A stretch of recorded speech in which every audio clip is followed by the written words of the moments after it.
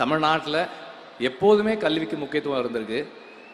அப்பா அம்மா எவ்வளோ கஷ்டப்பட்டாலும் சாப்பாட்டுக்கு வழி இல்லைனாலும் பிள்ளைங்களை படிக்க வைக்கணும்னு நினைப்பாங்க.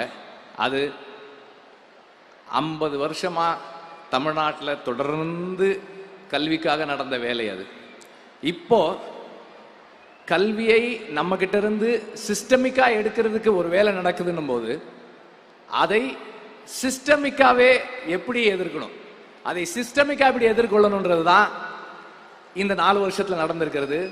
குறிப்பா இந்த மேடையில் நாம பார்த்த அந்த உயர்கல்வி இந்த வருஷம் சேர்ந்த அந்த மாணவர்களுடைய எண்ணிக்கை இருக்கு இல்லையா, அது எனக்கு ரொம்ப நெகிழ்வா இருந்தது.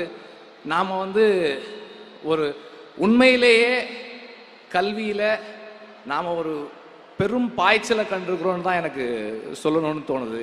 இது சாதாரண விஷயம் இல்லை. ஏன்னா நாம் அங்கே போயிடக்கூடாதுன்றதுக்கு அவ்வளோ வேலைகள் நடக்குது.